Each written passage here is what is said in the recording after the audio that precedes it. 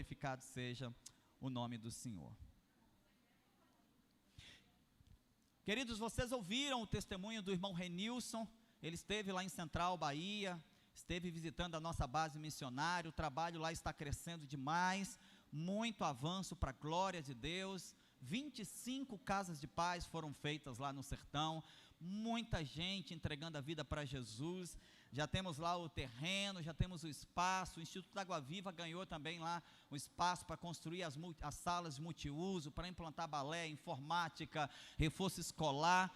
Tanta coisa está acontecendo, meu irmão, sabe, Deus está fazendo coisas grandiosas pelo Brasil. Deus está fazendo coisas grandiosas. Ainda ontem nós estivemos em Campos dos Goitacazes, participando de uma conferência da igreja em células, e ontem mesmo lá, a segunda igreja batista de Campos, ontem enviou 2 missionárias para começar a implantar um trabalho missionário lá no norte da Paraíba, sua terra, Elson, né? Sua terra, né? Então 2 missionárias estão indo lá para o norte da Paraíba, implantar um trabalho missionário numa cidade ali. Meus irmãos, algo extraordinário está acontecendo no sertão. Você sabia que a segunda melhor uva do Brasil vem do sertão? Quem aqui come aquela uvinha sem caroço? Quem come aqui aquela uva sem caroço? Pois é. Toda uva sem caroço vendida no Brasil vem do sertão, das margens do Rio São Francisco. O sertão está florescendo e também está frutificando. Sabe o que está acontecendo agora no sertão? O sertão da Bahia, o semiárido nordestino, especialmente a região da Chapada Diamantina, já está se tornando um dos maiores fornecedores de morango para o Brasil. Morango no sertão. Meu Deus, que bênção, que coisa linda Deus está fazendo lá no sertão. Mas não é só lá, você sabe que nós estamos também no interior de Minas Gerais. Nós estamos plantando células e muito breve uma igreja num povoado, num assentamento rural, um lugarzinho bem pequenininho chamado Baixo Ponte Meleiro, que é um distrito da pequena cidade de Felixlândia. Está lá um casal muito abençoado junto com seus filhos, está lá o Elber, está lá a Tati, né, plantando células, visitando famílias, andando por léguas e léguas no meio do mato, atravessando o rio para visitar famílias. E algumas semanas atrás, o Elber foi convidado para ministrar a palavra numa cerimônia de casamento que estava acontecendo numa cidade próxima, chamada Três Marias. Há alguns dias atrás, vocês viram aqui, lá na cidade de Três Marias, nós utilizamos lá um dos açudes para fazer os primeiros batismos daquela região. Nunca antes uma igreja evangélica tinha batizado pessoas ali naquela região. É a primeira vez que eles estavam vendo pessoas sendo batizadas nas águas ali. E aquilo se tornou um testemunho público para a cidade, né? Se tornou realmente uma referência para a cidade. E algum tempo depois, então, uma família que estava ali testemunhando aquele momento, convidou o Elber e a Tati para ministrarem a palavra no casamento deles, que estava acontecendo. E sabe o que aconteceu? O Elber, como a central, muito para frente, né, eles ofereceu àquele casal depois, se eles queriam receber uma visita, né, e ao contrário do que o Elber pensava, que ele iria fazer só uma visita, aquele senhor, ele fez contato com a pessoa que era responsável pelo assentamento ali, porque o que acontece?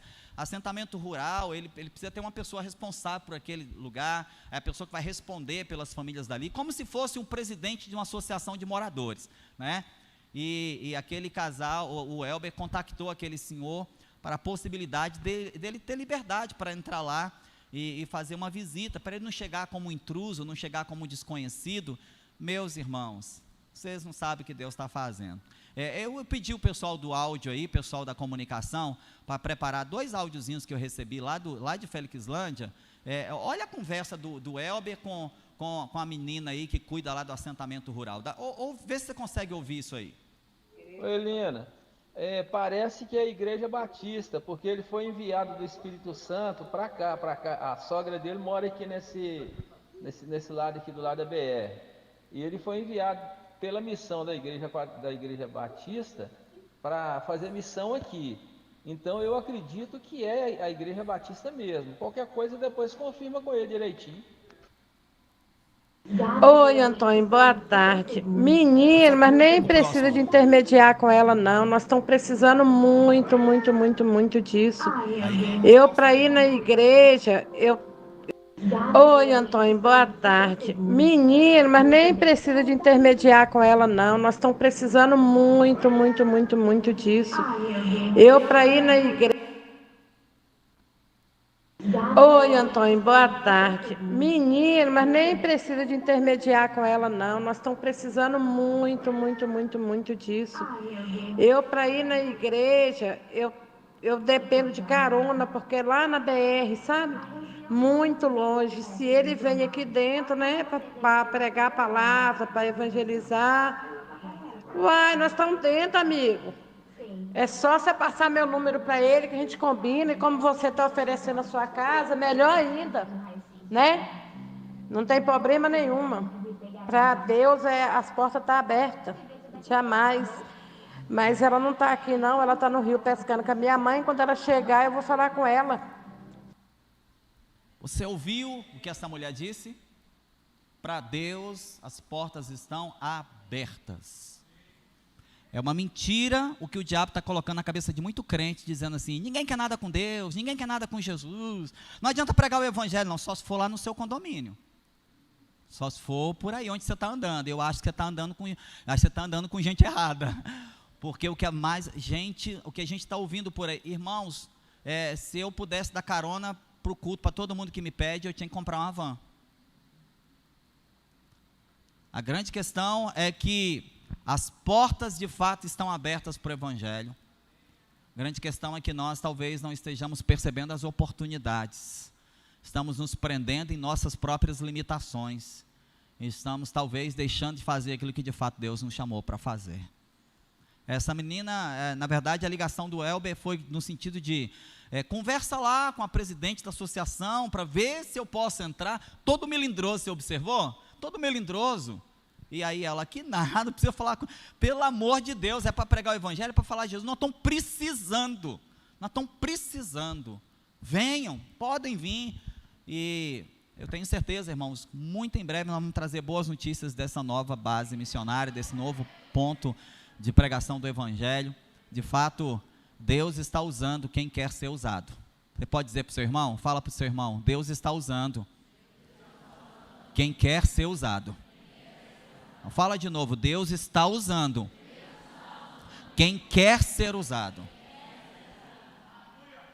E quem não quer? Deus está deixando por aí. E quem não quer? Deus está deixando. A grande questão, olha para mim, a grande questão é que um dia quem quer e quem não quer chegarão diante de Deus para prestar contas. Então, quem quer, Deus está usando. Quem não quer, Deus está deixando por aí. A grande questão é, um dia, quem quer e quem não quer chegarão diante de Deus para prestar contas. E eu espero mesmo que você tenha frutos em suas mãos para apresentar. Porque os campos estão brancos para a colheita. Os campos estão brancos para a colheita. Plínio e Geraldo acabaram de chegar no povoado de São Tomé, em Campo Formoso, já estão com 2 células toda semana reunindo, já passa de 20 pessoas toda semana. Acabaram de chegar, irmãos, pouco menos, talvez próximo de um mês, começando a pregar o evangelho no lugar que eles não conheciam ninguém. Como que alguém está pregando no lugar que não conhece ninguém e está ganhando um monte de gente para Jesus, e você que conhece um monte de gente não está ganhando ninguém? A conta não bate, você percebe? A conta não bate, alguma coisa está errada nessa equação, e eu espero que um dia a gente consiga entender o que está acontecendo com a gente. Jesus está voltando, não tenha dúvida, os sinais estão claros. Jesus está voltando, as bodas do Cordeiro estão muito próximas de acontecer. E deixa eu falar uma coisa para você: inventaram uma música aí agora, há muito tempo a gente cantou, eu até proibi de cantar aqui porque é uma heresia, não gosto dessa música de jeito nenhum, porque tem uma música que diz assim: eu não trouxe nada para a mesa, eu não trouxe nada para a mesa. Você não vai chegar de mãos vazias nas bodas do Cordeiro. Apenas uma fome. Você não vai chegar nas bodas do Cordeiro de mãos vazias. Amém? Dá uma olhadinha nas suas mãos aí. Aproveita, deixa. Dá uma olhadinha nas suas mãos aí. Tem frutos? E frutos para Deus não é trabalho. Nunca foi. Nunca foi. Frutos para Deus sempre foi vidas. Frutos para Jesus nunca foi trabalho. Eu cantei, eu preguei, eu isso, eu aquilo, eu encenei, eu arrumei cadeira, eu dei abertura no culto, eu fiz isso, eu fiz aquilo outro. Não vos conheço. essa frase é muito pesada para nós, porque frutos para Deus nunca foi obras, sempre foi vidas. Então, se você olhar nas suas mãos e não tiver vidas, nomes de pessoas que estarão na eternidade com Deus, com Cristo, por sua culpa, por sua causa, eu te aconselho a dar uma apressada aí, dar uma corrida aí, quem sabe, manda uns WhatsApp, igual o Elber fez aí, né, manda uns WhatsApp aí, a campanha Casa de Paz acabou, mas quem sabe tem alguém precisando de casa de paz, né, abre uma casa de paz atrasado, faz alguma coisa, porque de fato, os tempos estão findando, e você está com a maior oportunidade de fazer a maior colheita nas suas mãos, em nome de Jesus. Eu queria mais uma vez, que você abaixasse sua cabeça, fechasse os seus olhos, queria que você investisse um tempo em oração agora, né, por aqueles que a Central enviou para o campo missionário, aqueles que a Central enviou e eles disseram sim, ore agora, lembra aí agora do Lucas e da Alexandra, que aliás estão completando 30 anos de casados. Ore pelo Lucas, ore pela Alexandra, que estão servindo ao Senhor, plantando uma igreja lá em Jaguaré. Ore ao Senhor, consagre ao Senhor a vida do Elber e da Tati, que está lá em Felixlândia, Minas Gerais. Consagre ao Senhor também, ore agora e abençoe a vida do Reinaldo e da Márcia, que estão lá em Central, Bahia. Consagre ao Senhor, abençoe agora, interceda em favor do Plínio e da Geralda, que estão lá em Campo Formoso. Enquanto você ora por eles, ora também por você. Fala, Senhor, coloca meu nome nessa lista. Senhor, coloca meu nome nessa lista. Coloca meu nome nessa lista, Senhor. Me usa. Nem que eu seja enviado para a esquina da minha casa, mas me envia, Senhor. Nem que eu seja enviado para a quadra de trás, aonde eu moro, mas me envia, Senhor. Nem que o Senhor me envie para o condomínio da outra rua aonde eu trabalho, mas me envia, Senhor. Me envia, Senhor. Eis-me aqui, envia-me a mim.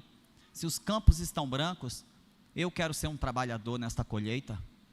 Usa a vida do Elber, de Tati, usa a vida de Lucas, Alexandra, usa a vida de Reinaldo, de Márcia, usa a vida de Plínio, de Geralda e de todos os seus filhos. Usa, Pai, essas famílias lá no lugar onde o Senhor os plantou, mas usa a gente aqui em Carapina também, Senhor. Há tantas vidas para ganhar aqui, há tantas famílias sedentas, há tantos jovens perdidos, há tantas crianças violentadas, existem tantas mulheres machucadas e feridas, existem tantos homens, ó Deus, entregues a todo tipo e toda sorte de vícios. Existe, ó Pai, tanta gente na rua que eu moro, no bairro que eu habito, no condomínio que eu entro e saio todo dia. Existem tantas pessoas precisando ser alcançados pelo Senhor. Então, assim como o Senhor enviou essas famílias, envia a mim também, Senhor, para cumprir o teu propósito nesse tempo, para o louvor da tua glória, em nome de Jesus. Amém e amém. Glória a Deus. Esse mês de setembro é chamado por aí de setembro amarelo. A intenção é trazer um despertamento, trazer a reflexão, chamar a atenção das pessoas acerca de uma realidade que é muito cruel e quase sempre passa invisível diante dos nossos olhos, que é a realidade do suicídio. Cada vez mais, pessoas têm encontrado nessa terrível saída, a suposta solução para os seus problemas. Quem se suicida, quem tira a própria vida, na verdade não quer tirar a vida, quer tirar a dor. Quem se mata, quem toma veneno, quem pula da ponte, quem se joga na frente de um carro, ele não quer tirar a vida, ele quer tirar a dor, que ele julga ser impossível de lidar com ela. Os números são alarmantes, irmãos. Eu encorajo você, aconselho você a sair da bolha e dar uma pesquisada por aí. Os números são alarmantes e nos alarma ainda mais o fato de que, entre as estatísticas, entre pessoas que estão tirando a própria vida, existem homens e mulheres de Deus, existem servos do Senhor. Agora há pouco tempo atrás, pastor tirando a própria vida. E a gente fica perguntando qual é a dor que esse homem carrega. Qual é a dor invisível porque ninguém está vendo, talvez está guardada, trancada de forma tão velada, que ninguém de fato enxerga. Poucos dias atrás, há poucos tempos atrás, nós ouvimos a história de uma missionária. Quanta dor aquilo causou no meu coração. Uma missionária que serviu a Deus por muitos anos no campo, e ao voltar para casa, ao perceber que não conseguia mais se acomodar ou se encaixar na realidade que ela deixou depois de muitos anos, foi entrando em depressão, uma depressão velada, uma depressão não tratada, uma depressão não confessada, uma religiosidade que muitas vezes se torna o ingrediente fatal, porque existe por aí o paradigma equivocado, a ideia estúpida de que crente não pode sofrer nenhum problema psiquiátrico, de que crente não pode ter depressão, de que se o crente está sofrendo de depressão é porque não tem Deus, e não é nada disso, irmãos. Depois que você se converteu, você nunca mais teve dor de cabeça, por exemplo? Quem aqui já teve dor de cabeça depois que converteu? Quem aqui já teve dor na espinhela, na coluna? Hã? Quem já teve dor na lombar? Hã? Você já teve dor na lombar? Pois é, essas são dores físicas.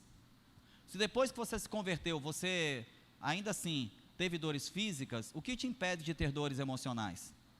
A depressão, ela é uma doença emocional, claro, afeta o corpo. Uma pessoa depressiva, uma pessoa deprimida, o corpo dela vai acabar reagindo também. Mas começa na alma, Meu irmão, deixa eu te falar uma coisa. Seu corpo físico, sua alma já era mesmo, está deteriorado pelo pecado.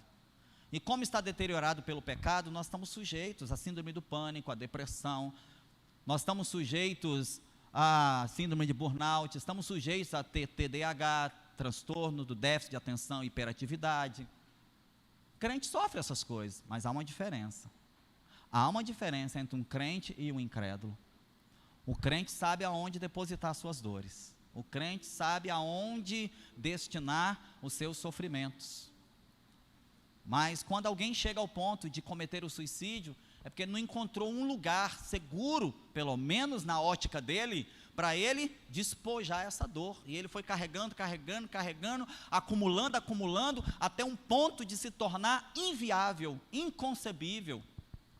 E, infelizmente, é muito triste ver que isso acontece com gente muito rica, que não tem falta de nada. Gente rica, gente que tem empresa. E alguns anos atrás, eu me lembro muito bem, fui visitar uma pessoa muito bem abastada, uma pessoa, um empresário, aos olhos dos homens, muito bem sucedido, morava num dos bairros mais nobres da capital, e nessa época eu trabalhava na área de tecnologia da informação, e a rede de empresas que ele era proprietário, estava negociando conosco um sistema. Eu me lembro de ter saído da casa daquele homem, uma casa muito bonita, com a vista para a Baía de Vitória, uns rochedos lá embaixo, as ondas batendo. Imagina essa cena aí, irmão, coisa linda. E eu me lembro de ter saído da casa daquele homem, e pouco tempo depois alguém me ligasse: você está na casa de fulano ainda? Eu disse: não, já saí. Rapaz, acabei de saber que ele se matou. Acabei de sair de lá. Pois é, disseram que ele foi na varanda e pulou nos rochedos lá embaixo. Eu tinha acabado de sair da casa daquele homem. Meus irmãos, é muito triste, muito triste. Muito triste ver que pessoas teoricamente prósperas, socialmente falando, bem-sucedidas, porém,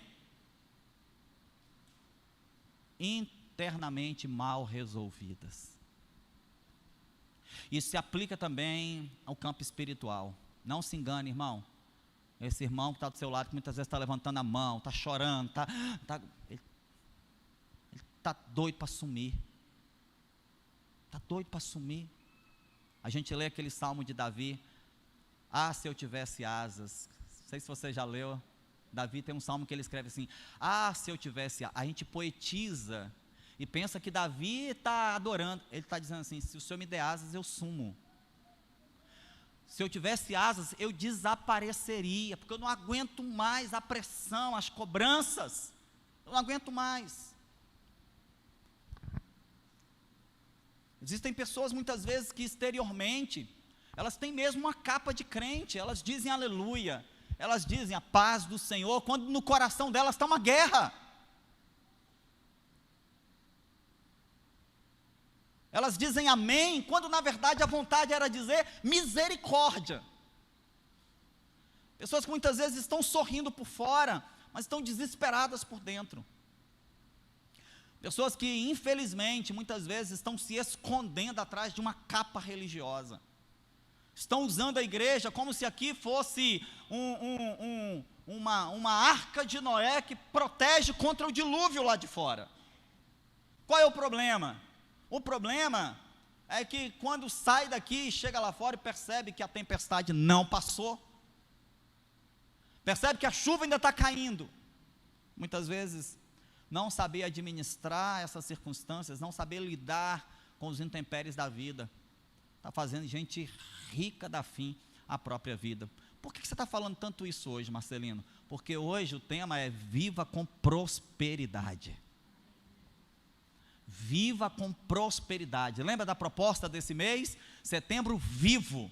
Nós começamos esse mês te desafiando, te encorajando a seguir, não um pedido, não uma sugestão, mas a seguir uma ordem que está na palavra de Deus. Alegrai-vos. No imperativo, Paulo deixa uma ordem, no imperativo, alegrai-vos no Senhor. E se você não entendeu, Paulo diz, outra vez, eu repito, alegrai-vos. Nós somos desafiados pela palavra de Deus a, independente das circunstâncias externas, viver com alegria. Semana passada, quem esteve aqui, que peça linda, que mensagem poderosa a Companhia Logos transmitiu para nós aqui através das artes. E sabe qual é o resumo da peça Migalhas? Assuma sua verdadeira identidade. Pare de aceitar migalhas por aí. Assuma a sua identidade, viva a sua identidade. Por quê? Porque ficar aceitando migalhas dos outros é como se você não aceitasse a sua identidade, ou você não reconhecesse a sua identidade, e você precisa ficar pegando pedacinho de um, pedacinho de outro, pedacinho daqui, pedacinho dali, para tentar formar a sua autoimagem. E nós aprendemos aqui, de fato, que nós temos uma identidade, nós somos filhos de Deus, a despeito do papel social que você exerce, a despeito da função que você exerce na sociedade, você é um filho de Deus. Filho de Deus não aceita migalhas. Por que um filho de Deus não aceita migalhas? Nós aprendemos. Por que um filho de Deus não aceita migalhas? Porque nós temos um banquete colocado à nossa disposição. Quem sabe que tem um banquete colocado para ele, vai aceitar migalhas, gente? Claro que não. A Bíblia conta a história daquele pobre que vivia das migalhas. Por quê? Porque ele sabia que pelo contexto cultural, ali na parábola, ele nunca se assentaria naquele banquete, por isso que ele fica aceitando as migalhas. Mas ao contrário disso, nós temos uma outra história em contraponto lá no Antigo Testamento, Mefibosete, um homem que pela sua condição física e pelo histórico cultural, pela realidade cultural, ele nunca sentaria à mesa, ele talvez teria que aceitar as migalhas, mas ele é surpreendido pela voz do rei que diz, seu lugar não é embaixo da mesa, seu lugar não é no chão pegando as migalhas que sobram, assente-se à mesa com o rei. Querido, cada dia eu ouço mais clara a voz do meu rei, a voz do meu Senhor, a voz do meu pai dizendo, ei, sai do chão, para de rastejar por aí, para de mendigar coisas por aí, assente-se à mesa, se o Senhor é o nosso pastor, nada nos faltará. Não é assim que começa o Salmo 23, mas como é que termina o Salmo 23? Ele colocará um banquete bem diante dos meus inimigos, ele me dará um banquete, eu me assentarei nesse banquete, eu permanecerei na presença do rei, na casa do Senhor por longos dias. Viva a sua identidade. Desculpa, eu não olhei o seu Instagram, eu não fiquei olhando os seus status do WhatsApp, não mesmo, não tenho tempo para isso, mas é muito provável que nessa semana você tenha aceitado algumas migalhas, sua cara não nega. É muito provável que nessa semana você trocou o banquete por migalha, é muito provável, que sem perceber, você aceitou uma oferenda, uma propostazinha, e quando você viu, ao invés de estar sentado num banquete, vivendo o melhor de Deus, à margem, marginalizado, vivendo a sobra daquilo que na verdade Deus gostaria que você vivesse. Irmãos, eu tenho contemplado, tenho conversado com tanta gente que está vivendo da sobra, quando poderia estar sentando na mesa e comendo o prato principal. Está vivendo da sobra. Eu vou te dizer por que está vivendo da sobra. Ele está vivendo da sobra porque ele só dá o que sobra. Ele só dá a Deus o que sobra. Ele só dá para Deus o tempo que sobra. Ele só dá para Deus o dinheirinho que sobra. Ele só dá para Deus o que sobra da agenda dele. Ele só dá para Deus o que sobra do tempo precioso que ele tem. Ele só dá para Deus a sobra do dom, do talento que ele já recebeu. Ele só dá para Deus a sobra. E aí sabe o que sobra para quem só dá a sobra?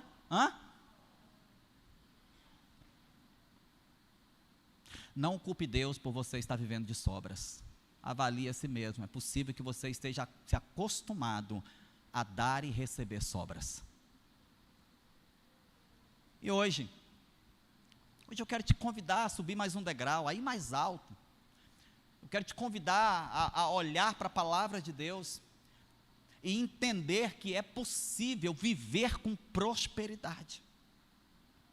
Viva com prosperidade. Nesse mês que nós estamos falando de vida, a Bíblia nos convida a viver com prosperidade. Abra sua Bíblia, por favor. Terceiro livro de João, lá no finalzinho da Bíblia, antes de Apocalipse. Não é o Evangelho de João, é 3 João, versículo 2.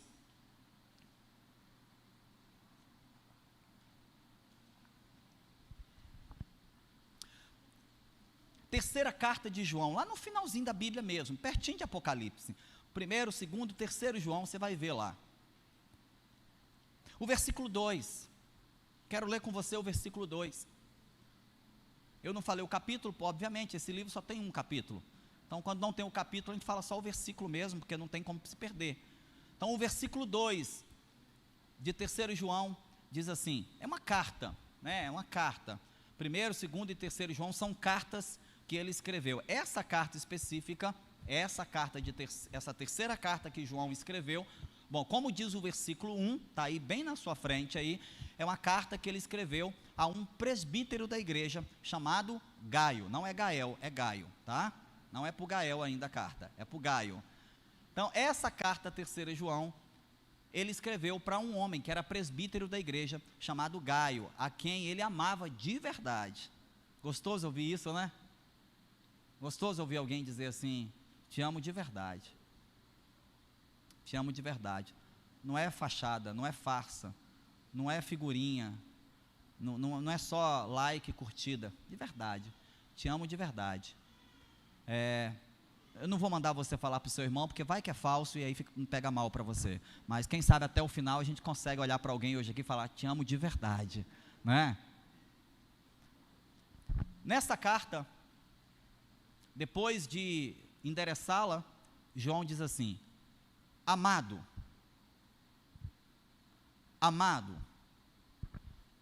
oro para que você tenha boa saúde e tudo lhe corra bem, assim como vai bem a sua alma. Uma outra versão diz assim, amado, acima de tudo, faço votos por tua prosperidade e saúde, assim como é próspera a tua alma. Amém? Feche os seus olhos, por favor, baixa a cabeça. Pai, nós consagramos a Ti esse tempo de meditação e reflexão na Tua palavra. Verdade é que ela não precisa de mim, não precisa de ninguém, ela já é completa por si só. Mas estamos reunidos nessa noite, um dos propósitos da reunião é nos assentar em volta da mesa do banquete e desfrutarmos do pão que o Senhor tem para nós. E esse pão nosso que o Senhor nos deu para esse dia, nós queremos devorá-lo. Nós queremos comê-lo mesmo e sair daqui fartos, saciados. Mas nós queremos sair assim, não é inchados, nós queremos sair fartos, na certeza que o Senhor é o nosso sustento, o Senhor é o nosso alimento, e que o Senhor tem para nós e tem também para que a gente dê a outros. Pai, ministra ao nosso coração através da Tua palavra nessa noite, em nome de Jesus. Amém, amém. Prosperidade é o desejo de alguém que ama. Se você ama alguém, você vai desejar que ele seja próspero. Não há dúvida nenhuma de que Gaio era alguém muito amado por João. No versículo 1 ele diz, essa carta é para o presbítero Gaio, a quem eu amo tanto. Como se não bastasse, ele começa o versículo 2 chamando o Gaio de amado de novo. Não há dúvida que essa carta é endereçada a alguém amado. Logo, nós compreendemos que quem ama deseja a prosperidade do outro. E você sabia que esse é um grande balizador para você saber se de fato você ama alguém? Porque muitas vezes você diz, eu amo fulano, mas quando ele começa a crescer e prosperar, você já começa a azedar por dentro.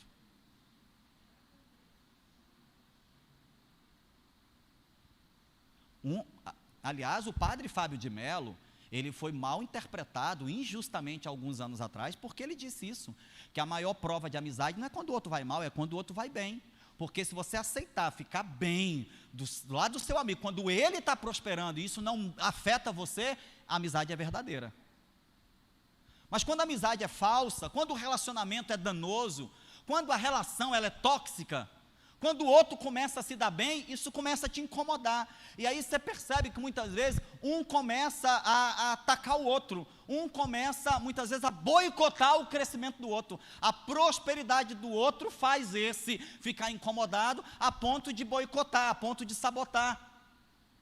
Essa é uma relação tóxica. Aceitar a prosperidade do outro é, portanto, um grande balizador de uma amizade verdadeira, de um casamento saudável, de uma relação que não é tóxica. Meu irmão, se você se relacionar com alguém que não fica bem quando você se dá bem, repense isso. Por quê? Quem ama de verdade quer ver a prosperidade do outro. Amém? Será que agora você consegue dizer para o seu irmão aí, eu te amo e quero ver você bem? Hã? Dito isso, né? Dito isso, você consegue agora? Quem ama quer ver o outro bem, quer ver o outro prosperar. Meu irmão, talvez a maior prova de amor é você olhar para o outro e ver, uau! Eu dou mentoria para pastores do Brasil inteiro. E uma das coisas que eu adoro dizer para eles, sempre no final de uma sessão de mentoria, é, pois bem, eu vou orar agora. E na minha oração eu vou pedir que vocês cresçam mais do que eu. E muitos estranham isso. Eu digo, na minha oração, Senhor, que a igreja dele seja maior do que a minha. Senhor, que o ministério dele cresça mais do que o meu. Senhor, que a influência dele no Brasil seja 10 vezes maior do que a minha. E muitos desses pastores, quando termina a sessão de mentoria, depois entra comigo no privado e diz, Marcelino, eu preciso te confessar algo, é diferente. E eu não consigo nem acreditar que essa oração é tão verdadeira. Me ajuda a acreditar, porque como é que você está querendo que o meu ministério, que é no mesmo bairro seu, cresça mais do que você? Como é que você está orando para o meu ministério, que é na mesma cidade sua, ser maior do que o seu? Me explica isso. Eu digo, claro, deixa eu te explicar então, irmão, deixa eu te falar. Primeiro, nós fazemos parte do mesmo reino. Uma alma que você ganha lá do outro lado da BR tem o mesmo peso de uma alma que eu ganho do lado de cada BR. Uma vida que você alcança lá na beira da praia tem o mesmo peso de uma vida que eu alcanço aqui dentro da favela. Primeira coisa, nós somos parte do mesmo reino. Aqui não há concorrência, aqui há concordância. Essa é a primeira coisa. E a segunda coisa é, se você crescer e se você prosperar, significa que funcionou.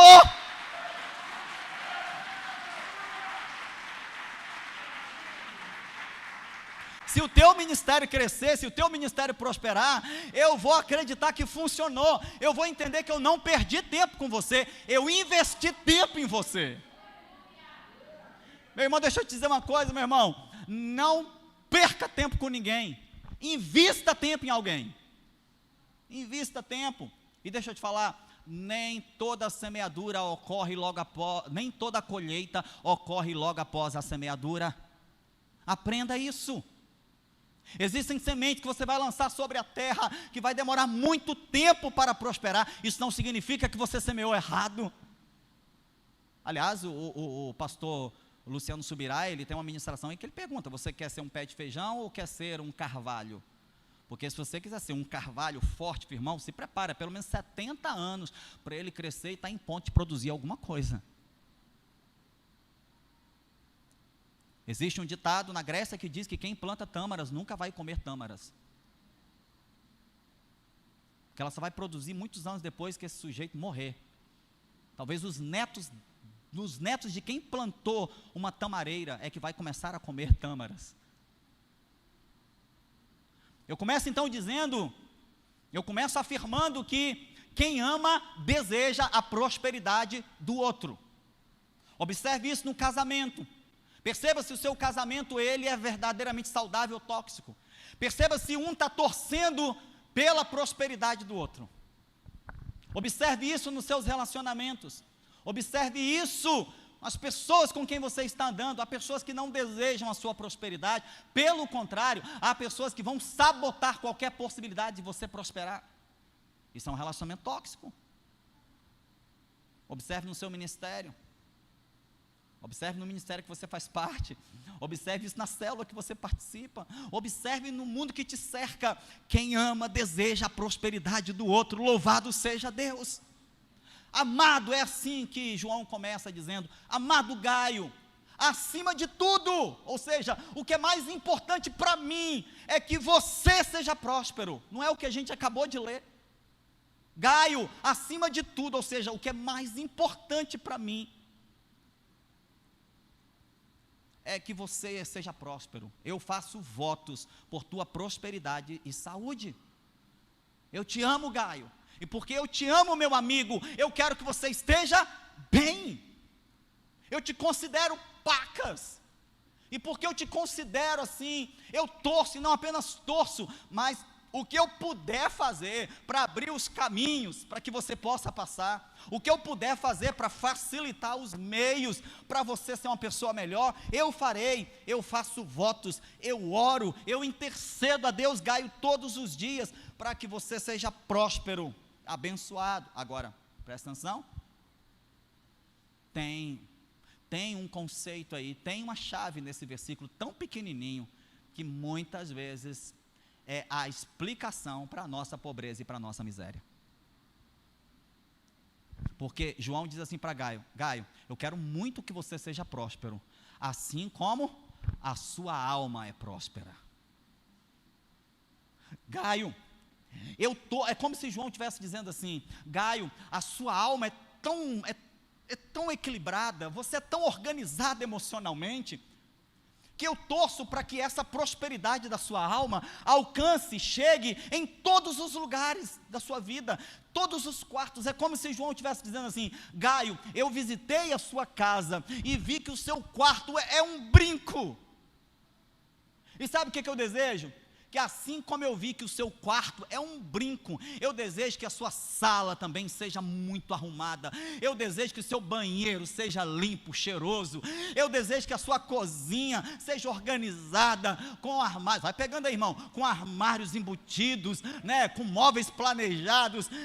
Gaio, eu desejo, oro para que você tenha um cookie elétrico na sua casa. Eu desejo, Gaio, que você tenha a sua varanda também muito bem planejada, arrumada. Porque, Gaio, não faz sentido, é como se João estivesse dizendo: Gaio, não faz sentido você ter um quarto limpo, lindo, um brinco, e ter uma casa toda bagunçada.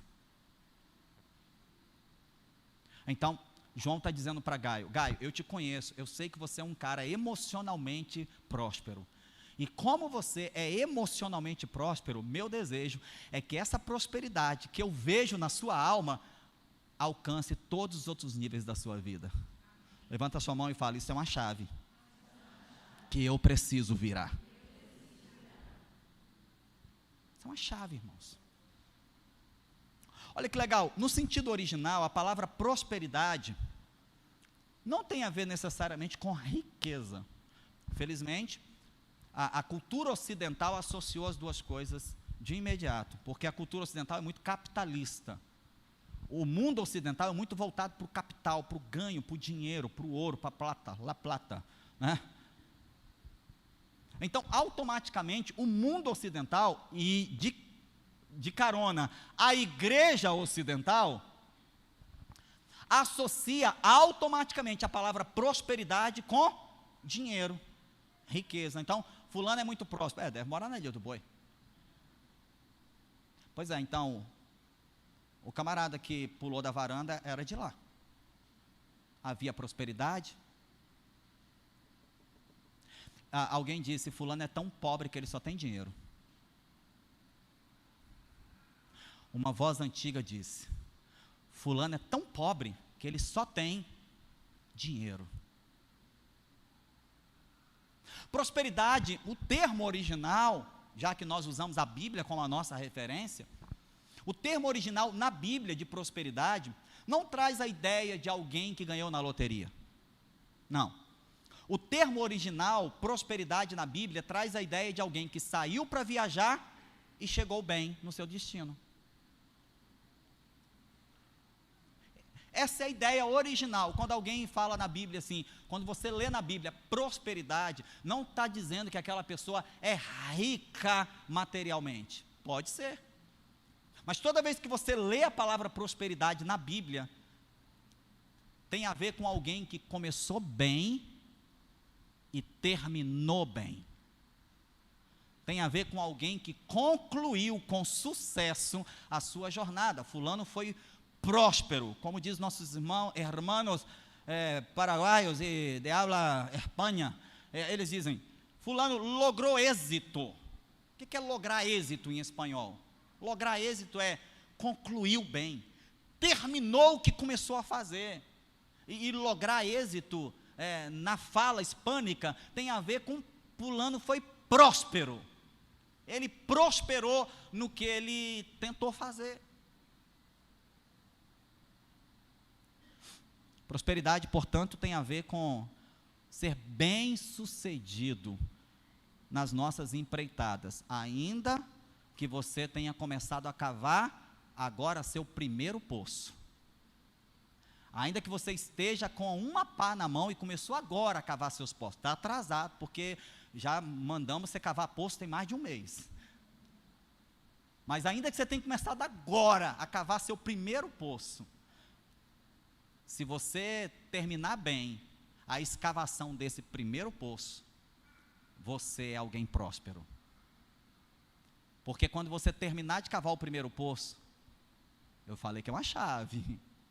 Quando você terminar de cavar o primeiro poço, você vai olhar em volta e vai ver um monte de gente que está tentando cavar 5, 10, 15, 20 e para na metade, não termina, e passa para o segundo poço e não conclui, e passa para o terceiro poço e passa para o quarto, e ele está tentando cavar 10 poços e não concluiu nenhum.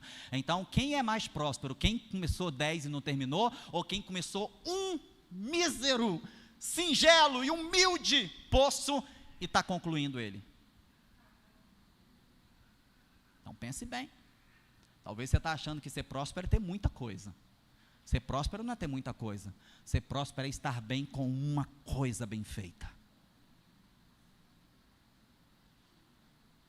Uma coisa bem feita. Por isso que Jesus disse para Marta, que estava ocupada com tantas coisas. E é muito interessante como que o texto de Marta e Maria nos apresenta a ideia de prosperidade. Porque enquanto Marta está preocupada em ter tantas coisas bonitinhas, bacanas, organizadas no lugar, Jesus depois dá um tapa de luva nela quando diz assim, eu não vou mandar Maria sair daqui não, porque ela escolheu a melhor parte e isso é necessário ou suficiente. Como Jesus estivesse dizendo assim, Maria sentou aqui e ela ficou até o final. Enquanto você, desde a hora que eu cheguei aqui, você começa uma coisa, você começa outra, você começa mais uma, você começa mais outra, e você não parou desde a hora que eu cheguei aqui.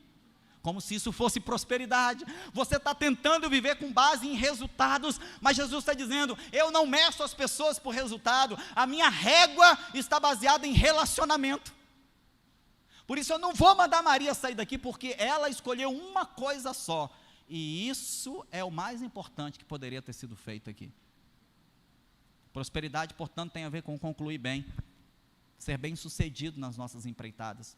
Bom, ser bem-sucedido, nós já aprendemos aqui exaustivamente, mas eu adoro usar a metodologia da repetição para ficar gravada. Ser bem-sucedido significa que tudo vai dar certo? Sim ou não? Não. Não. Ser bem-sucedido não significa que tudo vai dar certo. Mas olha aqui, se a nossa alma também for próspera, nós perceberemos que tudo coopera para o nosso bem. Até o que dá errado para o crente está certo. Esse texto que nós lemos, de 3 João capítulo 1, versículo 2, ele nos apresenta, nos revela 2 princípios fundamentais para nós vivermos aquela vida abundante de João 8,44, prometida por Jesus. Lembra? O diabo veio para roubar, matar e destruir, mas eu, porém, vim para que vocês tenham vida e vida com abundância. E olha que interessante, a palavra abundância de João 8,44, a raiz dela é a mesma raiz da palavra prosperidade. Então, quando Jesus diz que o diabo vem para roubar, para matar e para destruir, mas ele veio para dar vida em abundância, em outras palavras, está dizendo, eu vim para fazer de vocês pessoas prósperas. Eu vim para fazer de vocês pessoas prósperas. Mas existem princípios para vivermos essa vida abundante, próspera, abençoada, prometida por Jesus. Bom, primeira coisa que nós aprendemos a partir desse texto, princípio número 1, prosperidade faz parte dos planos de Deus para nós. Prosperidade faz parte dos planos de Deus para nós. Hoje em dia nós temos 2 grupos de pessoas. Nós temos aqueles que vivem como se Deus fosse obrigado a nos enriquecer a qualquer custo. E sem nenhum critério. Mas há também o outro extremo, que imagina, talvez pela sua formação familiar, ou até mesmo religiosa, há aquele grupo que está lá no outro extremo da fila, que imagina um Deus malvado, que tem prazer no sofrimento do homem. Existem pessoas que acreditam que Deus, o prazer dele é tirar doce da boca de criança. Existem pessoas que acham que o prazer de Deus é estragar a nossa festa. Mas isso não é verdade.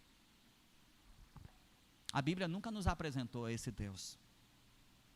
Queria que você abrisse sua Bíblia, por favor, em Mateus capítulo 7, versículo 11. Evangelho de Mateus, primeiro livro do Novo Testamento, capítulo 7, versículo 11.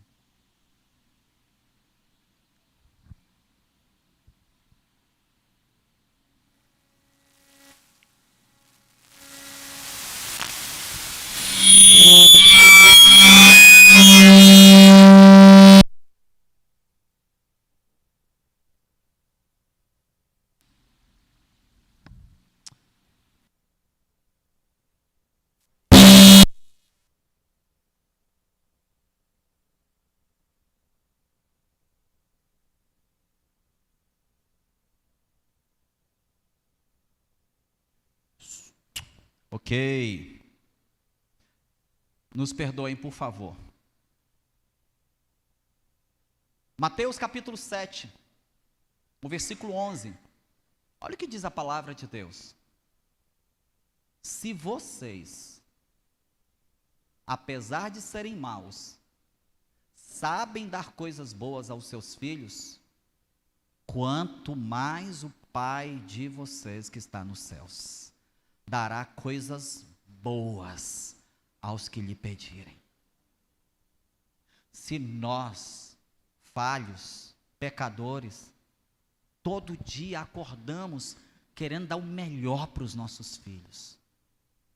E quem é pai de verdade pode não conseguir, mas todo dia acorda sonhando em dar o melhor para o filho. É ou não é verdade, gente? Tem algum pai ou alguma mãe aqui que acorda pensando assim, deixa eu ver o que eu posso fazer de pior hoje para esse menino. Desculpa, você passou longe da fila de ser um pai ou uma mãe. Muitas vezes nós não conseguimos, Mas o fato é que há no nosso coração um desejo constante, como pais, dar o melhor para os nossos filhos. Eu gostaria que as minhas filhas estudassem na melhor escola. Eu gostaria que elas pudessem dormir na cama mais confortável. Eu gostaria que elas comessem o melhor sarapatel que puder trazer lá da Paraíba para cá. Melhor. E é por isso que eu trouxe elas para a Central. Para elas crescerem na melhor igreja que elas pudessem crescer. Claro, nem tudo dá certo. Tem hora que não vai funcionar. Mas eu vou continuar desejando o melhor para os nossos filhos. Agora, olha o que Jesus está dizendo, então. Se vocês, que são homens maus, sabem dar coisas boas para os filhos de vocês, quanto mais o Pai de vocês dará coisas boas aos que lhe pedirem. Meu irmão, deixa eu te dizer, prosperidade faz parte dos planos de Deus para nós. Deus planejou uma vida próspera e abençoada para os seus filhos. Deus não tem prazer na nossa tristeza. Deus não tem prazer na miséria. Deus não tem prazer no sofrimento humano. A verdade é essa. A verdade é que Deus nos criou para vivermos uma vida saudável, uma vida completa, uma vida plena. E Ele mesmo disse isso.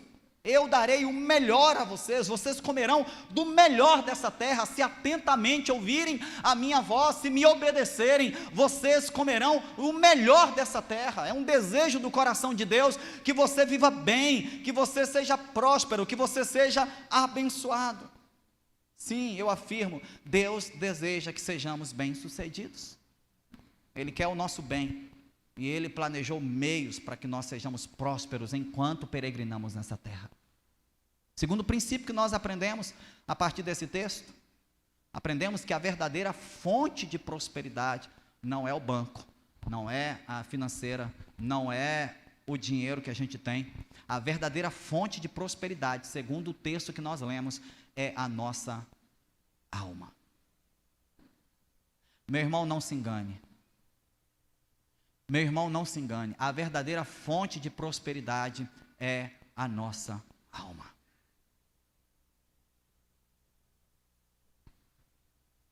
Almas bem resolvidas serão almas contentes e satisfeitas.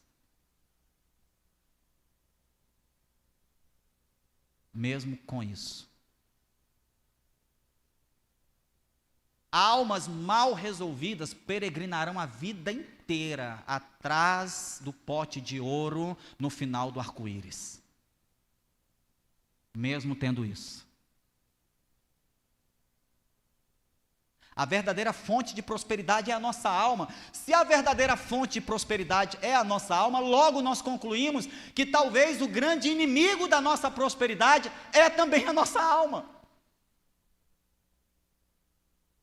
João parecia conhecer bem Gaio. É como eu disse, talvez ele entrou no quartinho de Gaio e viu que era um brinco. Era lindo, era cheiroso, bem arrumado.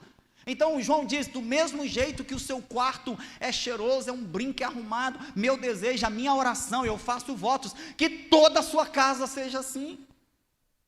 O apóstolo sabia que seu amigo era alguém resolvido emocionalmente, saudável por dentro, bem-sucedido em sua alma. Portanto, ele sabia também que a prosperidade externa e material seria uma mera consequência de todo esse bem-estar interior. Meu irmão, eu quero fazer uma pergunta para você agora. Responda aí para você. Você está contente com a vida? Responda para você. Você está contente com a vida?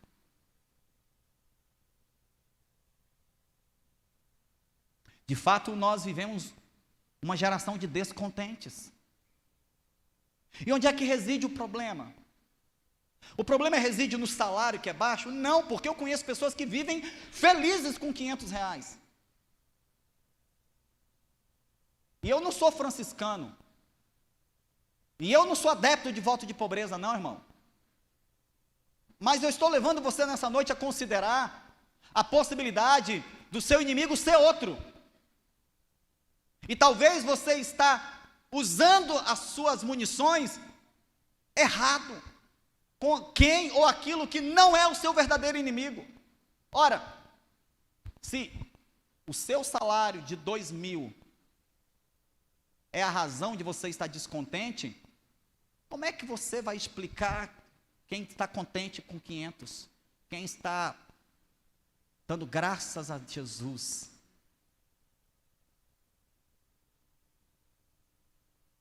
Como é que você explica?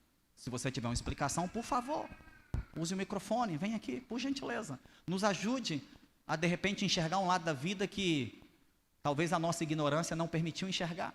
Você tem uma explicação? Se você tiver, por favor, venha abrilhantar a mensagem dessa noite. Você consegue explicar? Ah, pastor, eu não vou aí não, mas eu tenho uma explicação. Eu tô com vergonha, mas se eu pudesse falar, eu falaria. A explicação é: o meu padrão de vida, pastor, é muito mais alto do que o padrão de vida dele de 500. É claro, esse é o padrão de vida que você escolheu para você. Você escolheu esse padrão. Você decidiu que era assim que você queria viver. Você decidiu. Ninguém colocou uma arma na sua cabeça e te obrigou a usar o seu cartão de crédito desesperadamente por aí. Ninguém amarrou sua mão e levou você no supermercado. Ninguém amarrou sua mão, levou você no supermercado e foi colocando coisas dentro do carro. E você ia dizendo: para. E ele: não, você vai ter que levar isso. Não, ninguém fez isso com você.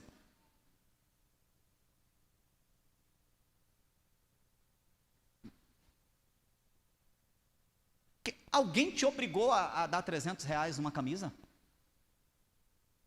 Então agora que você arque com as consequências da sua insanidade. Mas não queira culpar. Mas não queira justificar. Por que você comprou uma camisa de R$300? Deixa eu te dizer. Um buraco de R$300 na sua alma, que precisava ser preenchido de alguma forma. Por que você sai por aí passando cartão desesperadamente? Porque isso alimenta um negocinho aí dentro chamado necessidade de afirmação. Eu posso, eu sou capaz, eu não sou tão ruim assim.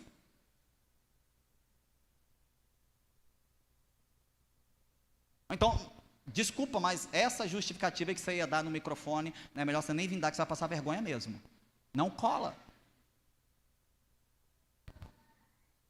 A verdadeira fonte de prosperidade e de pobreza está na alma. Uma alma pobre vai produzir uma pessoa pobre. Uma alma faminta, desesperada, vai produzir alguém faminto, desesperado.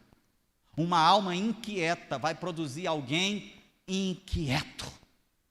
Uma alma farta produzirá alguém sossegado, incrivelmente satisfeito.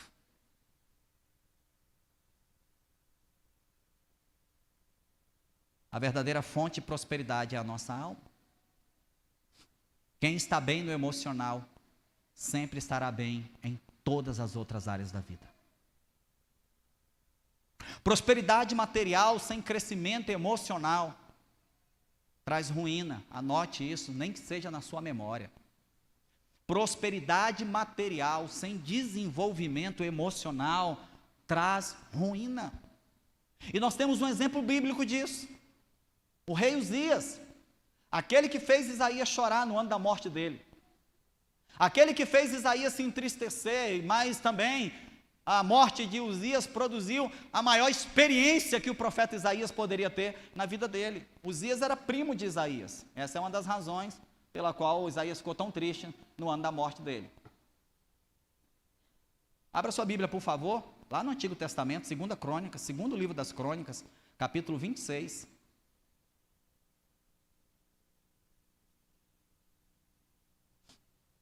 Nós vamos ler alguns versículos desse capítulo. Deixe sua Bíblia aberta aí, ou o seu aplicativo ligado. Segundo livro das Crônicas, capítulo 26, nós vamos olhar para a experiência desse rei, um rei chamado Uzias. Nós vamos aprender com esse homem chamado Uzias que prosperidade material sem desenvolvimento emocional produz ruína.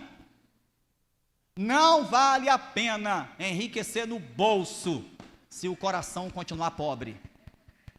Não vale a pena encher a conta de money se a alma continua furada. Segundo livro das Crônicas, capítulo 26. Nós vamos ler alguns versículos. Versículo 3. Uzias tinha 16 anos de idade. Já começa aí com a questão.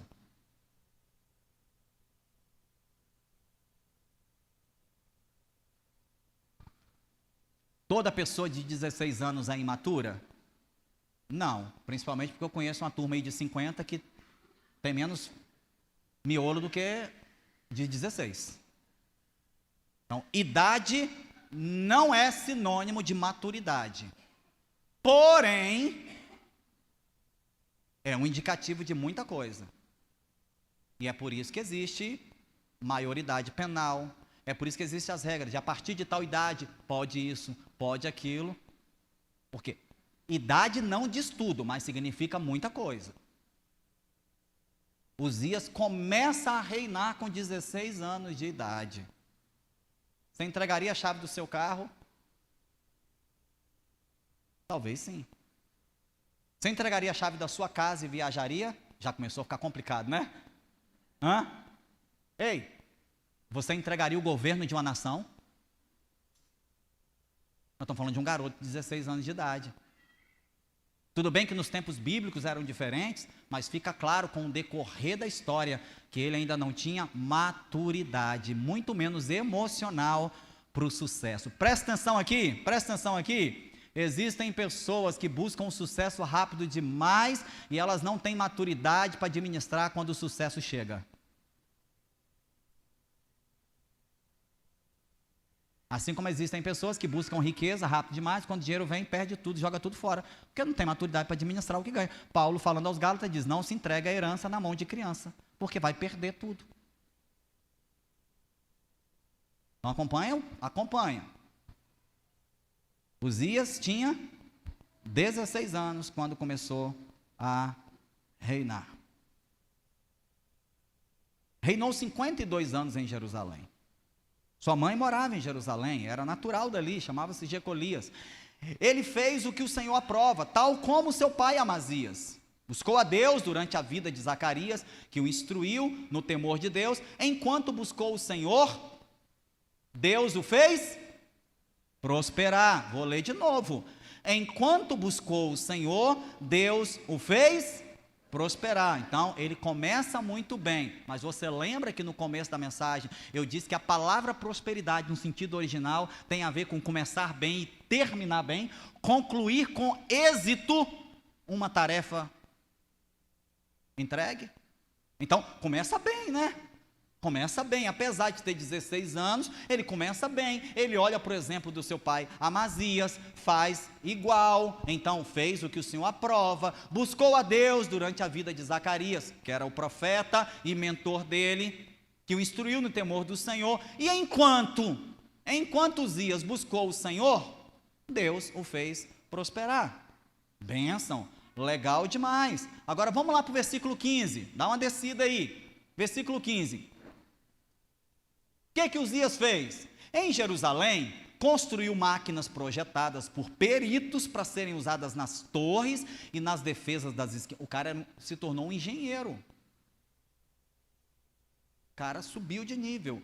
Construiu máquinas projetadas por peritos para serem usadas nas torres, nas defesas das esquinas, máquinas que atiravam flechas. Agora nem um homem atirando.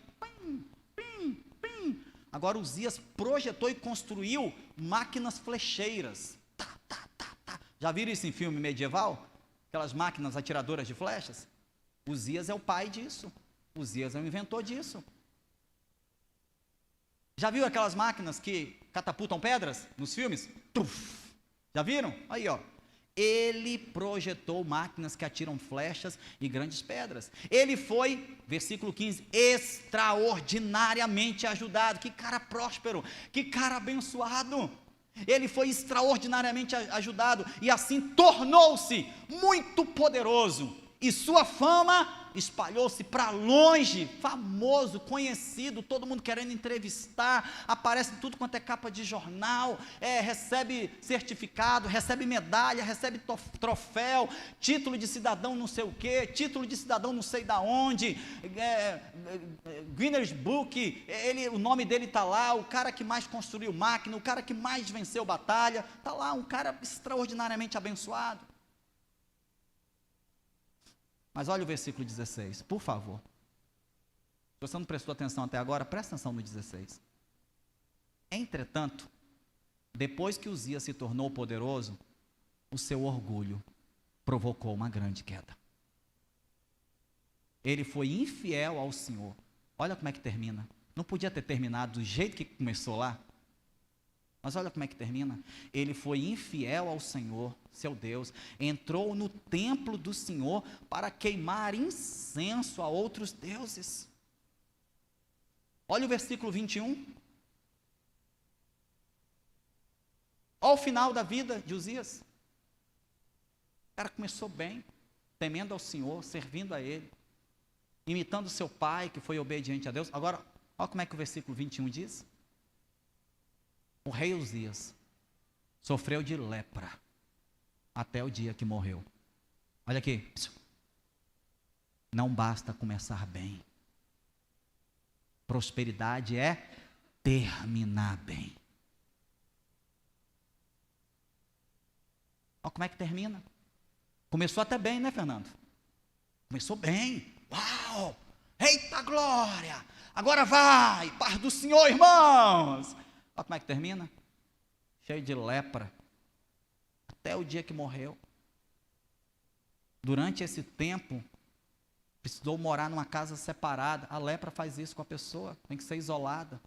Alguém que começa cercado de pessoas e termina a sua vida solitário, sozinho. Ninguém quer ficar por perto. Pessoas que por causa de orgulho terminam a vida sozinho. Cuidado, irmãos. Cuidado.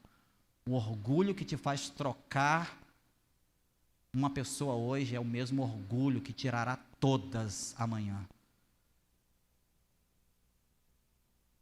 Eu conheço pessoas que por orgulho saíram da igreja e por orgulho não voltam nunca mais. Não conseguem voltar. O orgulho que tira você de um lugar será o mesmo orgulho que não deixará você voltar nunca mais para lugar nenhum. Leproso, excluído do templo do Senhor. Seu filho, olha a história se repetindo, agora um menino precisa assumir o lugar dele, tomando conta do palácio e governando o povo. Olha a história se repetindo, olha o ciclo. Um menino assume o poder, rápido demais cresce, não sabe administrar as conquistas, se torna orgulhoso, soberbo, perde tudo que tem, morre solitário e o ciclo se repete. Seu filho, menino, tem que começar de novo agora. Prosperidade material sem desenvolvimento emocional produz ruína. Uzias é o exemplo clássico de alguém que estragou tudo. Embora Deus desejasse fazê-lo prosperar, os primeiros versículos provam isso. A tese que eu disse agora há pouco, de que é desejo de Deus que nós prosperemos. Deus desejava fazer Uzias prosperar, você viu lá, enquanto ele estava sendo fiel, enquanto ele estava seguindo os preceitos do Senhor, enquanto ele estava seguindo a cartilha de Jeová, enquanto ele estava obediente, você viu lá, ele prosperou, ele cresceu, se tornou grande, se tornou conhecido, um grande rei, um grande conquistador, um engenheiro de primeira linha. Mas a alma não administrou bem os aplausos. A alma não administrou bem os elogios. Nossa, falou bem hoje, né? A alma não administrou bem o caramba. Nossa, você é muito inteligente. Eu tenho que andar com você.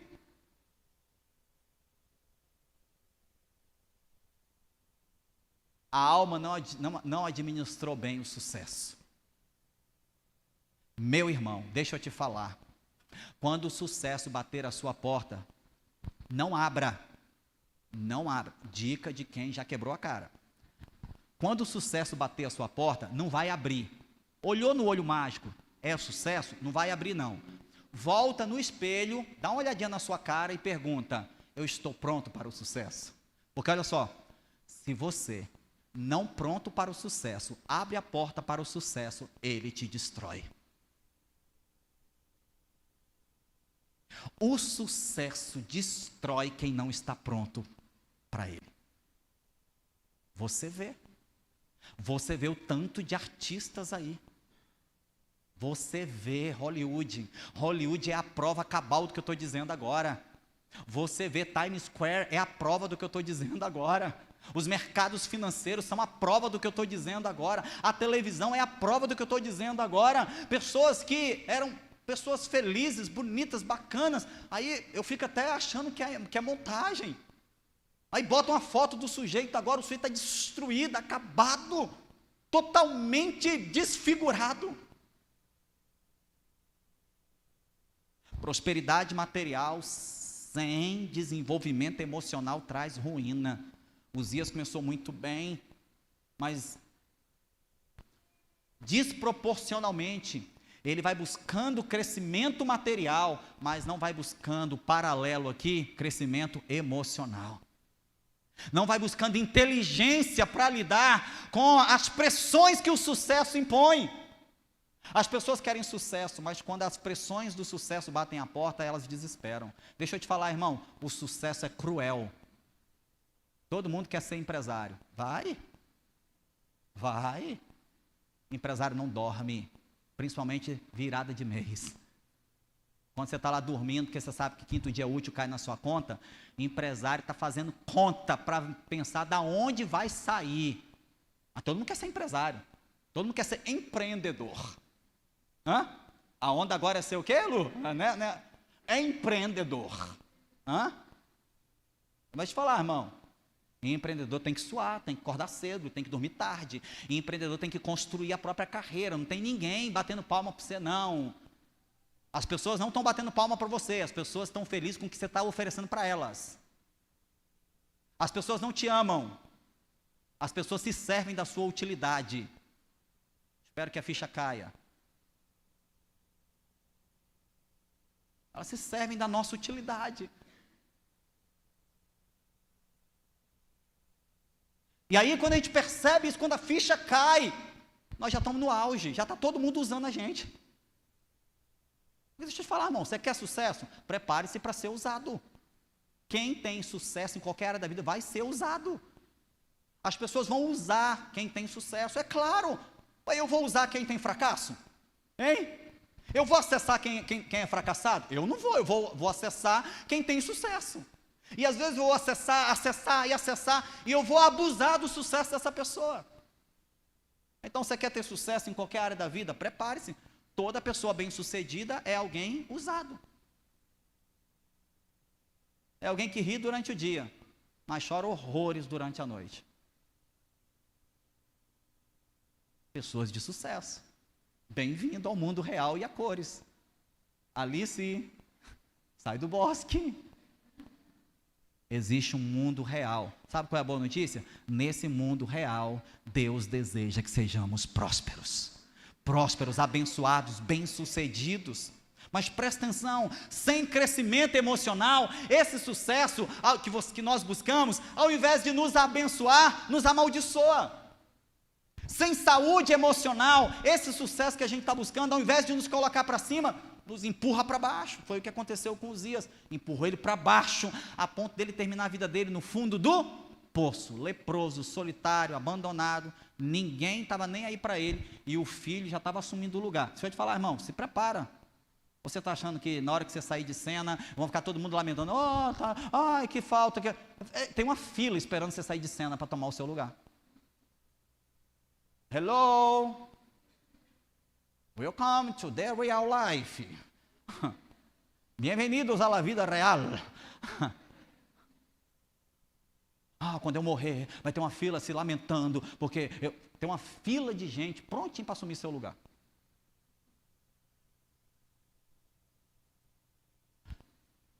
Quanto maior for o seu sucesso, maior será a fila dos pretendentes a substitutos.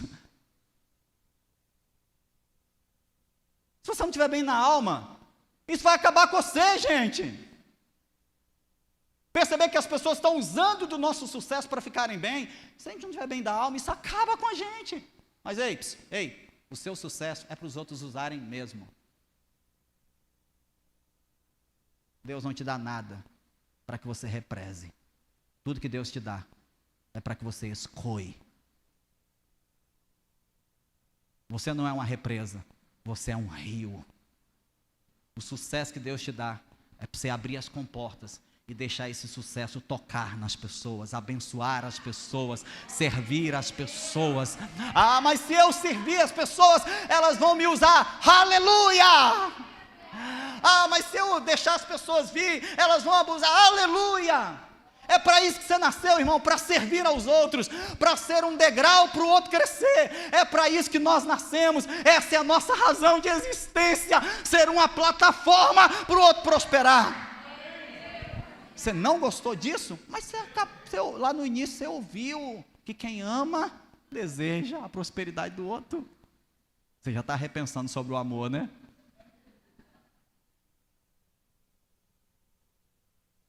Por quê? Eu vou te explicar. Tem uma lógica psicológica nisso aqui. Quando eu falei lá no começo que quem ama deseja a prosperidade do outro, você logo pensou em alguém que não deseja a sua prosperidade. Ficou, isso aí, ó, tá vendo? Fala Deus, fulano tinha que ouvir isso. Mas agora quando eu disse que a sua prosperidade é um degrau para você servir aos outros, agora mexeu em você. Lá mexeu no outro, aí você ficou animadinho. Aqui mexeu em você,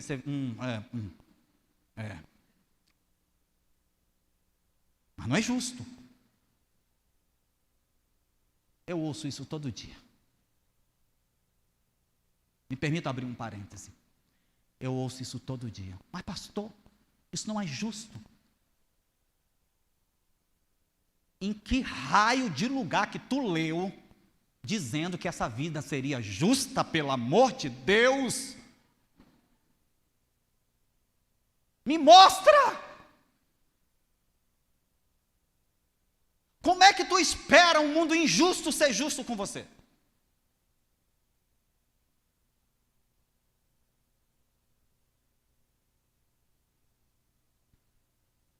Aonde é que você leu que esse mundo estenderia tapete vermelho para tu passar? Não, esse mundo vai puxar o tapete que alguém colocou para tu passar. Hello, welcome to the real life. Bem-vindos à vida real.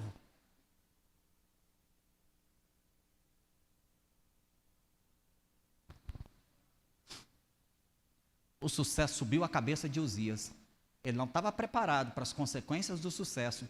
Isso derrubou ele. Eu costumo dizer que existem pessoas que seriam excelentes funcionários e péssimos patrões.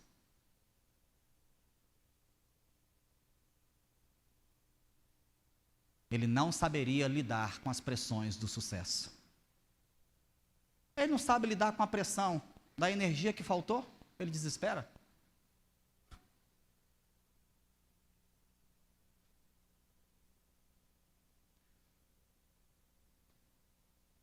Nossas igrejas estão repletas de histórias de gente que buscou o Senhor. O pessoal do louvor pode vir. Nossas igrejas estão repletas de gente, histórias de gente que buscou o Senhor. Presta atenção. Tomara que você se identifique, porque quando a gente se identifica, nós temos a chance de consertar.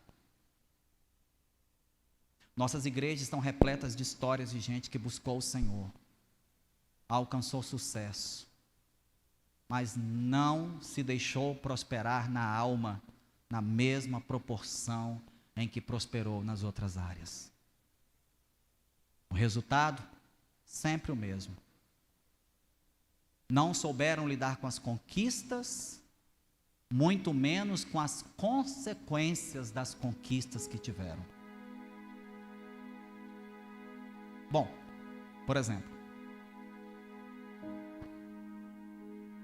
Eu dei a entender na minha última fala aqui que o sucesso parece que atrai gente para nós, né?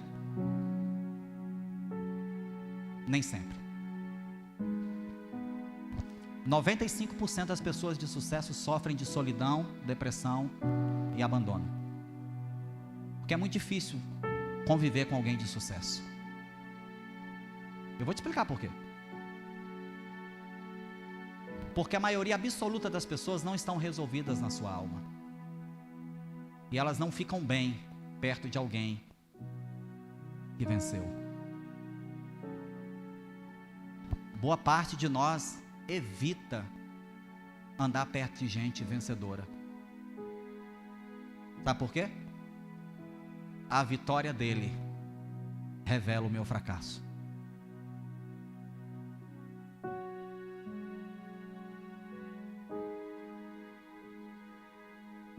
Então não pense que lugar de sucesso é lugar de multidão. Você vê no estádio de futebol os jogadores que ganham fortunas, a torcida gritando o nome deles, se você fosse um mosquitinho, pudesse pousar no ombro desses homens e mulheres, quando eles entram nos seus carrões e entram em suas mansões que todo mundo sonha, deseja. Eu conheço um que diz assim: tudo o que eu queria agora era subir e descer a escadaria da minha favela. Só o que eu queria. Eu não posso nem sair do portão da minha casa, que vira tumulto. Percebe? Alguém que alcançou o topo, mas não estava pronto para isso. Pastor, você está falando muito de dinheiro. É porque a gente infelizmente acha que prosperidade é dinheiro.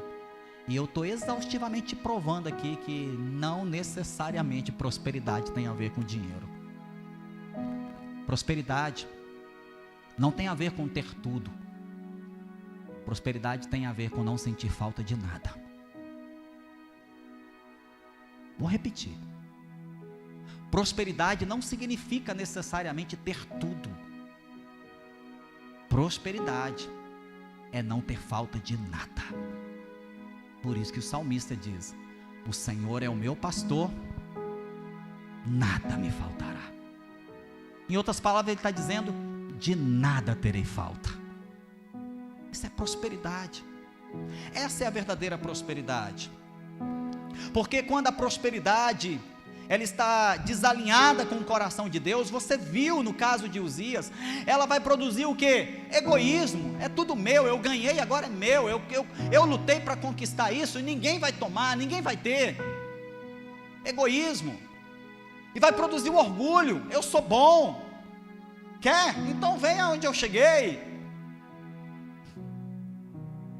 Plano divino é que nós sejamos uma grande e frutífera árvore, por isso Ele quer que nós prosperemos. Mas ao ser uma grande e frutífera árvore, Ele deseja que nós providenciemos alimento e sombra para aqueles que não têm. A razão da sua prosperidade é servir quem não chegou aonde você chegou. A razão do seu sucesso, a razão de você ser bem sucedido nessa área, é para que você puxe para ir quem não está conseguindo ir com as próprias pernas. Essa é a razão bíblica, divina. É a única justificativa que Deus encontra para liberar a prosperidade sobre nós. É quando Ele sabe que essa prosperidade, ao invés de nos matar, vai nos gerar vida. É quando Ele sabe que essa prosperidade, ao invés de nos destruir, vai nos levantar. É quando a nossa alma está bem, e por estar bem na alma, nós estamos bem em todas as outras áreas.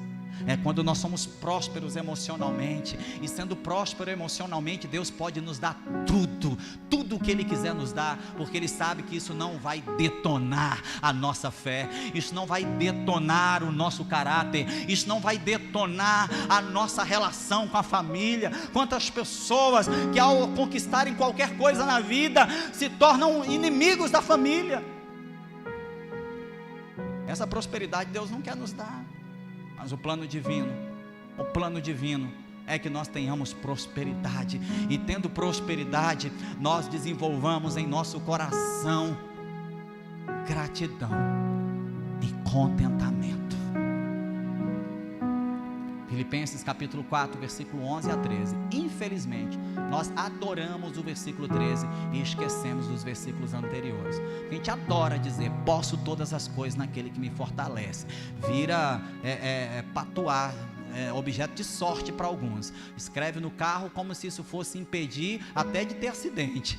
Bota na porta da casa como se isso fosse impedir que ladrão entrasse lá. Filipenses 4,13 não é um amuleto. Filipenses 4,13 é um ensino bíblico sobre a verdadeira prosperidade. Paulo começa no versículo 11 dizendo, eu sei estar bem quando tem muita comida e quando tem pouca. Eu sei estar bem quando estou cercado de pessoas e quando eu estou sozinho. Eu sei estar bem quando o mar não está para peixe, mas eu permaneço bem e equilibrado quando o barco está cheio de peroá.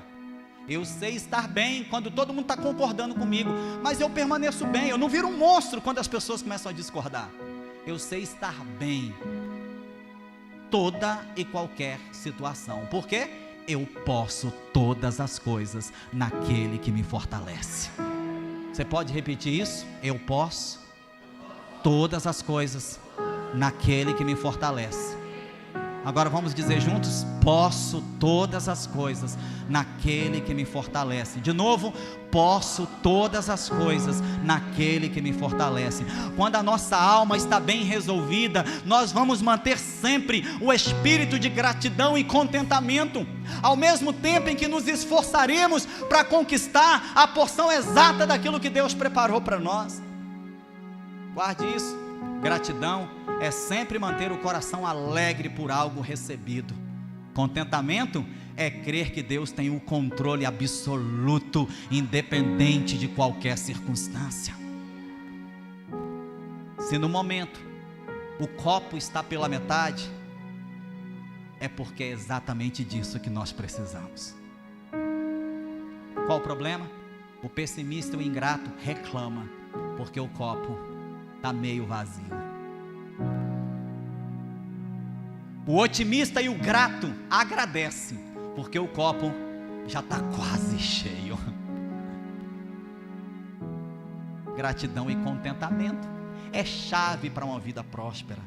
Prosperidade, portanto, é um desejo do coração de Deus para mim e para você. Deus deseja que sejamos prósperos. Deus não tem problema nenhum com a nossa prosperidade, pelo contrário, Ele quer que sejamos prósperos, bem resolvidos, bem sucedidos em tudo que viermos a fazer. Mas o conselho divino é que policiemos o nosso coração, para que a prosperidade, ao invés de fonte de alegria, não se torne uma fonte de tristeza, para que o sucesso, ao invés de fonte de gratidão e contentamento, se torne motivo de reclamação todo dia. Eu me lembro muito bem, alguém tinha uma casa com um quarto só e reclamava porque achava pequena.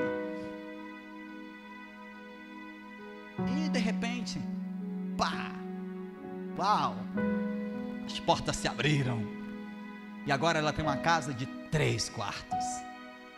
E como se não bastasse, cada um dos quartos tem uma suíte. E agora ela está reclamando que dá muito trabalho limpar esse casarão todo. Eu fico imaginando Deus lá de cima. Resolve? Vamos ficar em pé?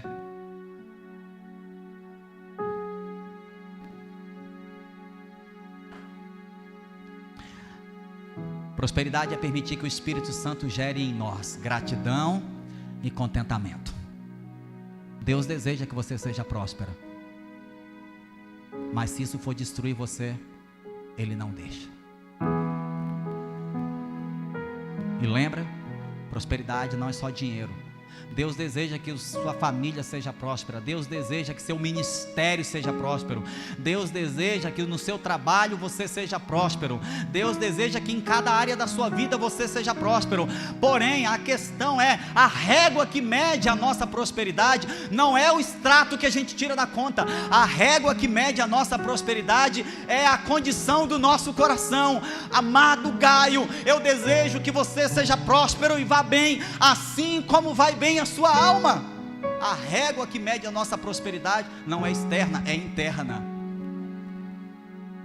O critério para saber se você é rico ou não é um papelinho que sai de uma máquina eletrônica. O critério para saber se você é rico ou não é se você consegue rir em meio às adversidades. Quem ri no meio da adversidade é milionário. Quem consegue dormir tranquilo, sabendo que o amanhã pertence ao Senhor e que tudo está no controle das mãos dele, é rico demais. Não deixe que o desejo de ser próspero roube a sua prosperidade. Não deixe que a perseguição pela riqueza roube a verdadeira riqueza que você já tem.